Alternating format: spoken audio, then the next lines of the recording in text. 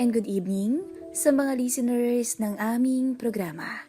Pakinggan po natin ang maiksing story na ibabahagi ko sa inyo. Sabi nila ay tanga ko. Dahil sa edad ko na 26, ay isang 45 years old na byuda pa raw ang pinakasalan ko. Bukod pa ron, ay mayroon ng anak ang napangasawa ko. Isang 18 years old na dalaga. Marami ang tutol at kontra. Kaya nga ang sabi ko sa mga hater at bashers ko ay mahal ko si Emma. At wala kayong pake. Walang makakapigil sa amin. Masaya ang pagsasama namin ni Emma. Kahit busy kami pareho sa trabaho, ay nagagawa naming mag-bonding at mag-enjoy. Isa siyang restaurant manager at ako ay isang marketing supervisor sa isang kumpanya ng soft drinks. Stable ang financial status namin at masaya ang takbo ng aming relasyon. Pagdating naman sa kama, ay masasabi ko na nagbabaga pa rin kaming dalawa ni Emma. Ang setup namin ay ako ang nakitira sa kanila dahil may sariling bahay na si Emma. Okay naman ang trato sa akin ng dalaga niyang anak na si Abby. Medyo maluho lang at snob pero sumasagot naman kapag kinakausap.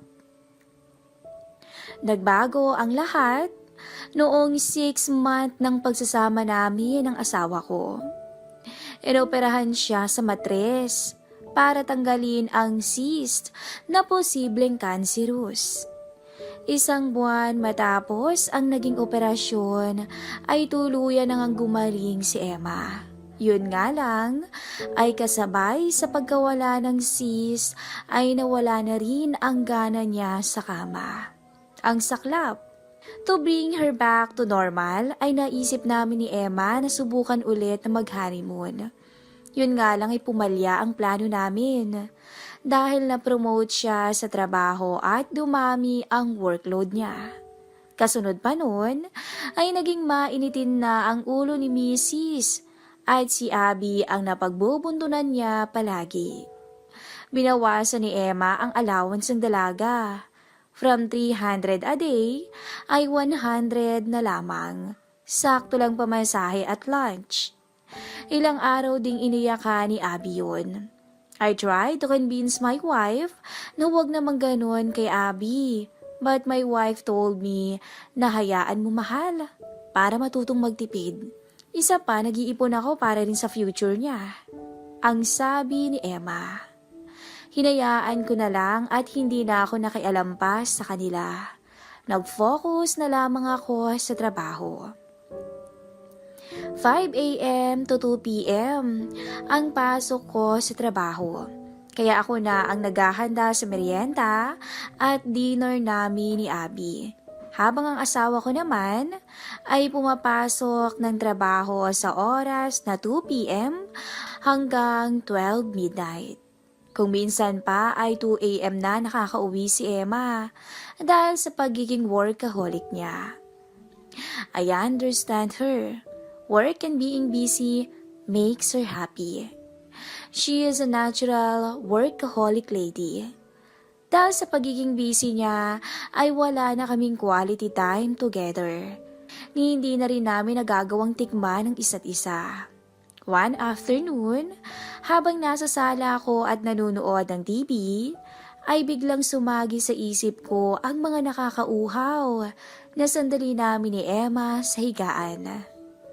Mahigit 3 buwan ko na ring tinitiis ang pagsusumikap mag-isa sa CR o di kaya'y sa kwarto namin. Of course, syempre, gusto ko rin naman yung totoo. Para pansamantalang matugunan ang pangailangan ko bilang lalaki at malibang na rin ay naisip kong kumuha muna ng personal service provider o kaya ay pumunta muna sa suking spa na may kasamang extra service.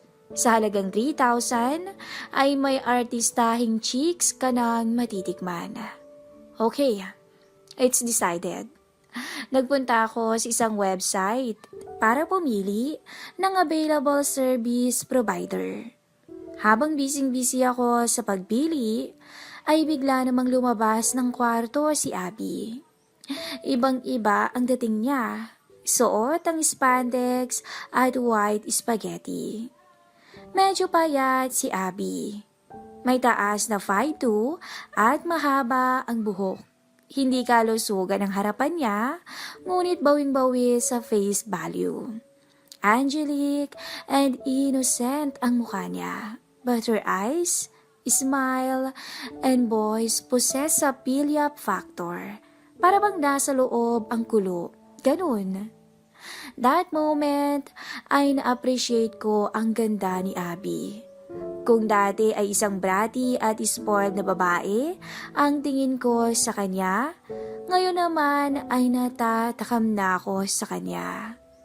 Lumapit sa akin si Abby at naupo sa tabi ko. Tito, treat mo naman ako.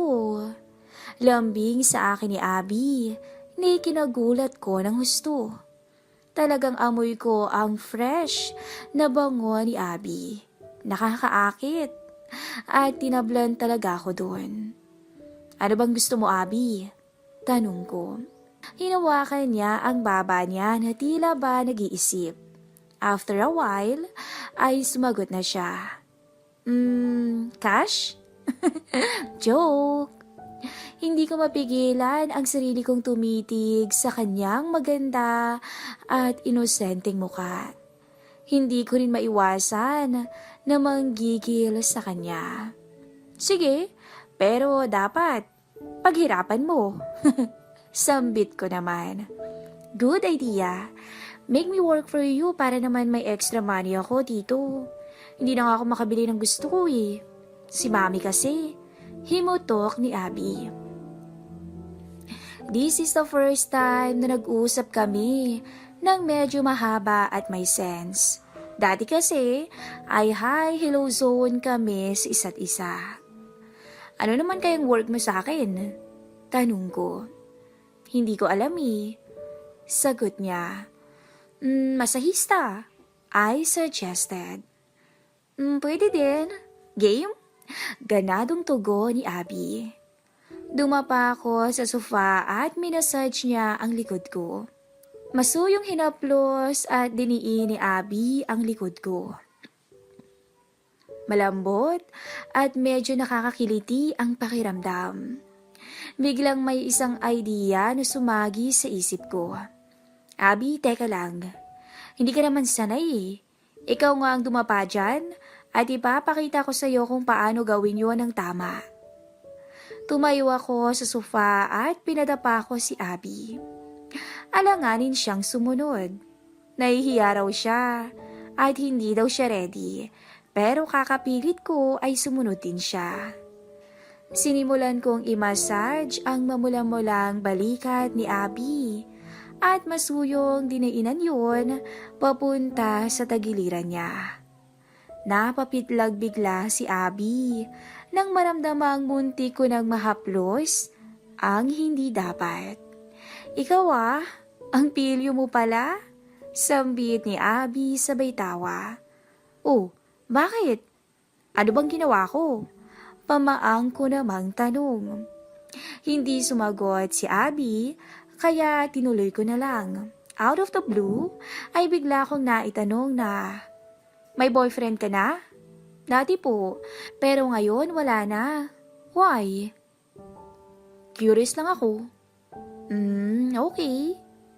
Nag-e-enjoy pa ako kay Abby nang bigla siyang tumayo. Nagulat naman ako at nadismaya. Asa na yung treat mo? Ang sabi niya. Napangiti ako habang kumukuha ng pera sa wallet. Mukhang magiging magkasundo kami ng stepdaughter kong si Abby. Isang hapon, makulimlim ang langit at malamig ang panahon. Mukhang pumasok na talaga ang tag-ulan. Dahil malamig ay sopas ang naisip kong iluto para sa hapunan. Habang nasa kusina ako, at pinapakuluan ko ang manok, ay siya namang biglang dating ni Abby galing sa school. Lumapit siya sa akin at bumeso. Matapos nun ay naupo siya sa silya. Nagkwentuhan kami ng kung ano-ano hanggang sa mapunta ang usapan sa baon niya. Tito, pahingi naman po ng baon please. I'm broke, she said with matching paawa voice and irresistible puppy eyes. Ngumiti ako sa kanya. Siyempre, bibigyan ko siya ng pera, pero sisiguraduhin ko muna na may kapalit. Bakit hindi ka humingi sa boyfriend mo? Ang sabi ko. Kinurot bigla ni Abby ang dulo ng matangos niyang ilong at sinabing, "How many times do I have to tell you na wala na akong boyfriend?" Natawa ko sa mukha niyang hindi maibinta ang ekspresyon. Parang nakakaawa na nakakainis. Abby, ilang taon na ang ex-boyfriend mo? Tanong ko. Napabuntong hininga to at sinabing, 25 na po. I'm pretty sure na siya din yung first time mo, I said. Nagulat si Abby. Tumingin sa sahig at tila nag-iisip ng sasabihin. Actually, tama ka. Si ex nga yung first ko. But please, huwag mo sasabihin kay mama, lagot ako dun. I smiled at her. Yung ngiti na may halong something. Kwento mo naman yung first mo, ang sabi ko. Namula ng husto ang pisngi ni Abby. Nakakahiya, she said. Kinulit ko pa si Abby hanggang sa tuluyan na rin siyang magkwento. Swimming ng barkada yon. Lasing kami pareho, kaya may nangyari sa amin ni ex sa vacant cottage. Promise wala akong na-feel cause I'm like, sobrang lasing talaga. Naibigay ko na lang yung iniingatan ko sa ex ko nang hindi ko namamalayan. Hindi ko alam kung matatawa ko sa teary-eyed niyang pagkukwento o dun mismo sa kwento niya. Nasa na yung allowance ko? Tanong niya.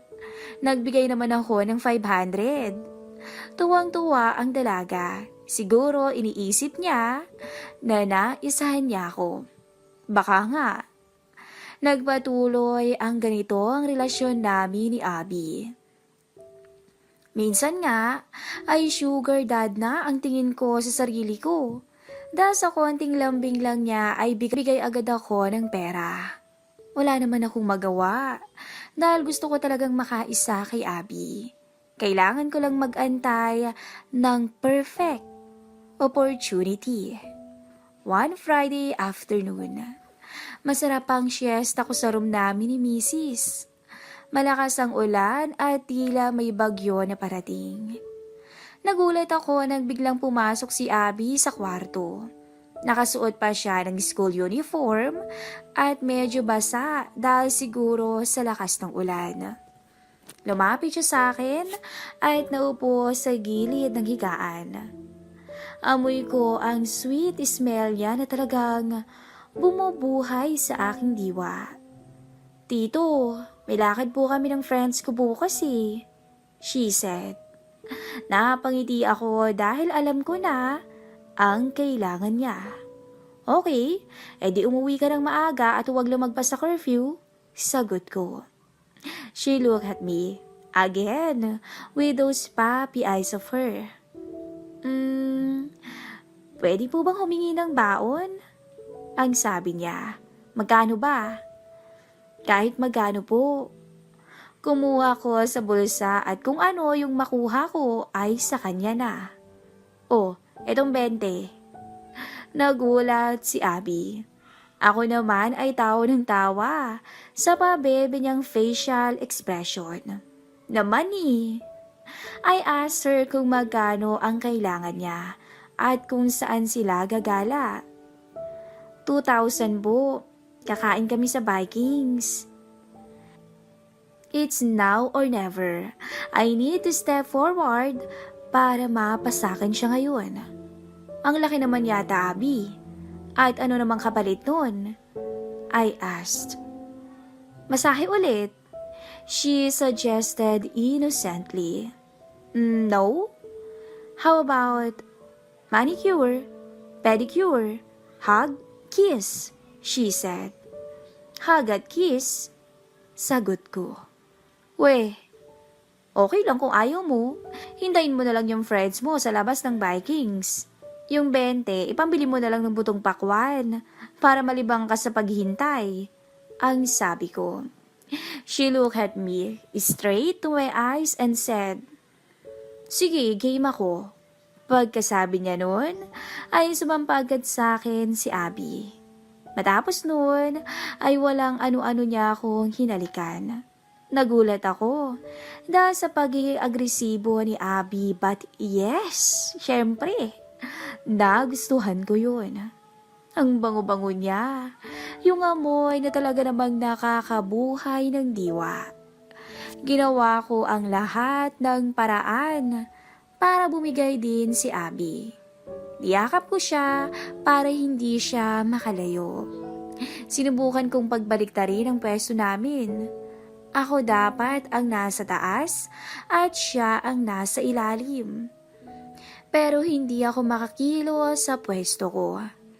Bago ko pa nagawa ang bala ko ay kumalas na si Abby. Tumayo siya at agad na lumayo sa akin. Okay na ha? Bukas ha, yung promise mo. Sambit ni Abby habang hinahabol ang hininga. Teka, paano naman ako? Tanong ko. Hindi sumagot si Abby. Agad siyang lumabas ng room. Sobrang bitin. Napahiga na lang ako and looks like hindi ako makaka-move on sa nangyari. Sa gitna ng pagmumuni-muni ay sumagi sa isip ko ang ex-boyfriend ni Abby. Ang swerte ni Gago, tang-ina. Abala ako sa daydreaming nang bigla nilang bumukas ang pintuan. Sumulyap si Abby sa pinto at may binato sa akin. Umiti siya sa akin with matching peace sign. Pagkatapos ay isinara niya ang pintuan. Kinuha ko ang luhod na papel na ibinato ni Abby. Binuklat ko at binasa ang nakasulat doon. Yung promise mo I did my part. Sana ikaw din. Or else, galit na tayo. Hindi na kita bati. P.S. Huwag mo ring isipin na nagustuhan ko yung kiss natin kanina. I did it for money. Yung last na sinulat niya medyo masakit at nakaka-disappoint. But I don't care. Lalo lang ako ang na-challenge. Once na bumigay siya sa akin, sure akong babalik-balikan niya ako. Gulong-gulo pa rin ang utak ko nung oras na yun. Hindi ako mapakali. Hindi ako makapag-isip ng malinaw. Ang gusto ko lang naman ay maangkin na si Abby. Bahala na. Lumabas ako ng kwarto namin at pinuntahan si Abby sa silid niya. Maingat kong binuksan ang pintuan at chinek ko kung ano ang ginagawa niya. Nakita ko si Abby. Nakaupo sa higaan niya at may isinusulat sa notebook. She looks serious. Baka thesis or reports ang ginagawa niya. Nakasuot siya ng white t-shirt and black cycling short. Added cuteness yung pigtails and eyeglass niya. Pumasok ako sa room at nagulat siya nung makita ko. Tito? Anong ginagawa mo dito? Ang sabi niya. Walang kibo-kibo akong lumapit sa kanya at matamis na sinunggaban ang labi niya. Nagulat si Abby sa una, pero hindi siya pumalag. After a while, gumanti rin siya. Napahiga kami pareho sa kama niya. Itinaas ko ang t-shirt niya at binaba ko ang cycling niya.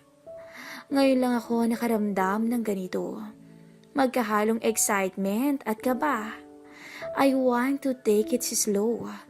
Make her feel love. Sorry po, she said. Nagtaka ko. Why sorry? ako ang nagtitake advantage. Naguluhan ako ng konti. I smiled at her and said, "Don't be. Let's enjoy this together."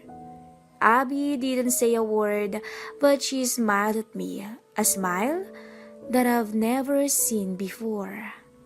Sa puntong yun, hinayaan niya akong makuha ang gusto ko. Kahit na minsan ay pilit niyang isinasara ang mga binti niya. Sa sobrang gigil ko, feeling ko masisira ko yung bed niya. Napatakip na lang si Abby ng unan sa mukha at nanatiling tahimik at hinayaan lang ako na magpakasasa sa kanya. Ngunit namutla na lang ako sa natuklasan ko kalaunan. Namutla ako sa nakita ko. Abby? Anong ibig sabihin nito? Tanong ko at inalis ko ang unan sa mukha niya. At sa likod nun ay nakita ko ang pagtulo ng luha niya. Namumugto ang mga mata ni Abby. Her tears breaks me apart. Hindi ko maintindihan ang nararamdaman ko nung oras na yun. Nawala ako bigla sa sarili ko. Abby, I'm sorry. Akala ko, hindi ko alam. It's okay, Tito. Sorry, nagsinungaling ako. Ikaw yung first ko. Paikbing sagot ni Abby. Bakit sinabi mo na may experience ka na? Na may ex-boyfriend ka na? Please, Leo. Gusto ko munang mapag-isa. Ang sabi niya. Gusto ko mang i-comfort siya, pero wala akong nagawa. Kung hindi iwanan muna si Abby and give her the space she wants. Gulong-gulo at mabigat ang loob kong lumabas ng kwarto ni Abby. It's sudden pero nang nakita ko siyang umiyak, sobrang nag-guilty ako. Matapos ang nangyari sa amin ni Abby, ay hindi na ulit nagkaroon ng pagkakataon na makapag-usap pa kami. Tuwing susubukan ko na kausapin si Abby, ay mabilis siyang umiiwas. Kahit ang perang usapan namin na ibibigay ko sa kanya ay hindi na niya kinuha. Honestly, I never thought na yung sandaling aliw ay may mabigat palang kapalit. Ang matinding usig ng konsensya. God knows how I did my best to approach her.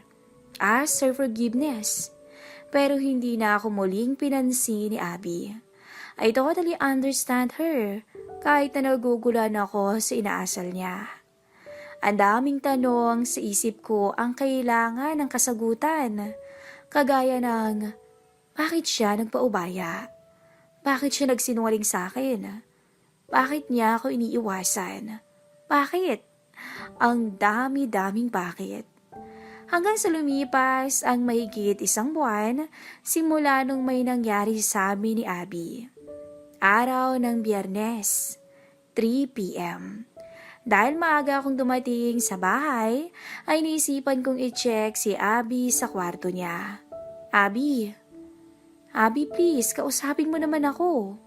Ang tawag ko sa kanya habang kumakatok. Makalipas ang 5 minuto, ay wala pa ring sumasagot, kaya naman nagdesisyon na akong buksan ang pintuan. Walang tao. Aalis na dapat ako, ngunit may isang bagay na umagaw ng atensyon ko. Kinabahan ako bigla. Hindi maaari ito. Agad akong lumabas ng room at pupunta sa silid namin ni Emma. Shit, nagka-leche-leche na talaga. Nagpalit ako ng damit at nahiga. Hindi ako makapag-isip ng mabuti. Nababalisa ako. Agad akong napatayo mula sa pagkakahiga nang marinig ko ang pagbukas ng pintuan sa sala. I'm sure it's Abby. Kakausapin ko siya kahit ano pa ang mangyari. Aayusin namin ang lahat. Halos patakbo akong lumabas ng silid upang salubungin si Abby. Honestly, may takot sa loob ko, pero naniniwala ako na maayos din ang lahat. We'll just have to talk. Pagdating ko sa sala ay laking gulat ko nung maabutan ko si Abby na kasama si Emma. Masaya silang nagkukwentuhan. Dala ang mga pinamiling groceries at damit. Oh, mahal. Parang nakakita ka ng multo. Help us here. Ang dami naming dala oh.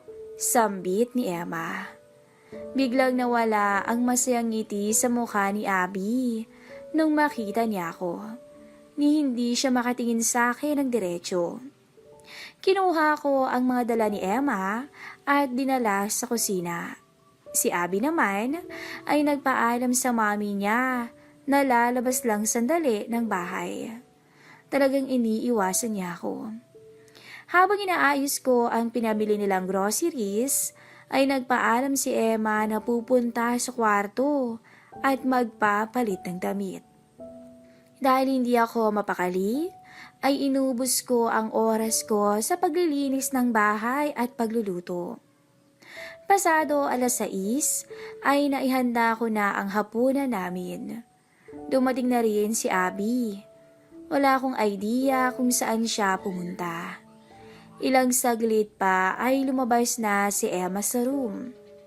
Ang kaninang masaya at masiglang mukha ni Emma ay napalitan ng mabalasik na ekspresyon. Matalim ang tingin niya at hindi maipinta ang mukha sa sobrang simangot. Kinabahan ako syempre, pero sanay na rin ako sa pagiging bipolar ni Emma. Sayang naman, dahil ngayon na nga lang ulit kami magkakasabay ng hapunan, ay bad trip pa siya. Nung makaupo kaming tatlo sa lamesa ay agad na nagsalita si Emma. Abby, magpaliwanag ka sa akin. Pakalmang sabi nito. Nagulat si Abby, pero agad na kumalma at inayos ang ngiti niya kahit na namumutla. Ma'am, what do you mean? Dumukot si Emma sa bulsa at laking gulat ko sa inilabas niya. Nung makita ni Abby ang inilabas ng mami niya, ay nagunahan sa pagbagsak ang mga luha niya. Look here, it's positive.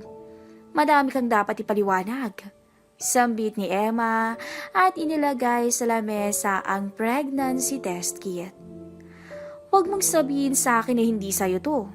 Dahil nakita ko to sa bed mo. I just want to know kung sino ang ama ng baby mo para maayos natin ang lahat. Mahinahong sinabi ng asawa ko. Natigalgal si Abby.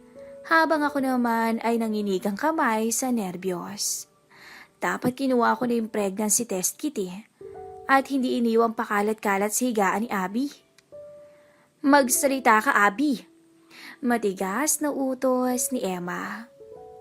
Sorry, ma'am. Hindi ko alam. Sagot ni Abby. Garalgal ang boses at walang patid ang patak ng luha. Napatid ang pasensya ni Emma. Tumayo siya at tumabi sa anak. What do you mean na hindi mo alam? Lasing ako, mami. Hindi ko alam kung sino sa kanila. Isang malakas na sampal ang dumapo sa kaliwang pisngi ni Abby. Kasunod nun ay walang patid na masasakit na salita ang harap-harapang ipinakain ni Emma sa anak niya. Nanatili akong nakatingin sa malayo. Alam kong nagsisinungaling lang si Abby para pagtakpan ako at para hindi masaktan ang feeling ng mami niya. Pinag-aral kita. Binigay ko lahat ng gusto mo. Tapos uunahin mo lang yung landi. Sigaw ni Emma. Mistulang pipi si Abby. Tiniis ang lahat ng emosyonal at pisikal na sakit. Lalong nadurog ang puso ko. Kasalanan ko ang lahat ng to. Kung hindi ko inuna ang uhaw ko sa katawan, hindi sana siya magdurusa ng ganito. Ilang saglit pa ay padabog na bumalik si Emma sa kwarto namin. Naiwan kami ni Abby sa lamesa. Abby, sambit ko. Tumingin siya sa akin at umiti. Why is he smiling at me? Lalo lang akong nagigilty. Bago pa ako makapagsalita ulit, ay tumakbo na siya pabalik sa kwarto niya. Naiwan akong mag-isa sa hapagkainan. Gulong-gulo at hindi alam ang gagawin. Inayos ko ang hindi nagalaw na pagkain. Matapos noon ay pumunta ako sa aming kwarto. Hindi ko pa rin makausap si Emma. Ayaw niyang umimik. Sa sobrang pagod kakaisip ay nakatulog ako. Bandang 2:00 ng madaling araw ay naalimpungatan ako. Dahil mahimbing ang tulog ni Emma ay naisipan kong puntahan si Abby. Maingat akong tumayo sa higaan at tinungo si Abby sa room niya. Pero nagulat ako nung hindi ko nakita si Abby sa loob ng kwarto niya. Ang naabutan ko ay 2 sulat na nasa ibabaw ng unan niya. Leo ang nakasulat sa isa at ang isa pa ay Mommy. Binasa ko ang sulat para sa akin. Hi Tito, or should I say Leo? I know na mauuna kang pumunta sa room ko, kaya ibigay mo na lang kay Mom ang letter ko ha? Thanks. First of all, gusto kong malaman mo na matagal na kitang mahal. I did all of that because I really love you. But I realized na mali yung ginawa ko. I'm so stupid para akitin yung asawa ng mommy ko. It's all my fault. Nadamay ka lang, Leo. Please forgive me and don't ever tell Mom na ikaw yung totoong ama ng baby ko. Ayokong masaktan pa siya. Ayokong masira yung relasyon niyo dahil sa akin. I'll move forward and be a stronger like my mom. Please, Leo, take care of my mom. Doon muna ako sa malayo, sa lugar na hindi na tayo magkikita. Never think of worrying about me dahil kaya ko ang sarili ko, okay? Kalimutan mo ko, Leo. Dahil kapag nagkita tayo ulit, huyo ka na sa akin. Joke lang. My prince will arrive someday and will live happily ever after. Till next century. Thanks for everything. Abby. Gusto ko mang hanapin si Abby at ayusin ang mga problema ay wala na akong ibang magawa kung hindi irespeto ang mga hiling niya. Lumabas ako ng bahay at sa ilalim ng dilim ay buong pait akong nanangis. Hanggang dito lang po ang story ng ating bidang si Abby.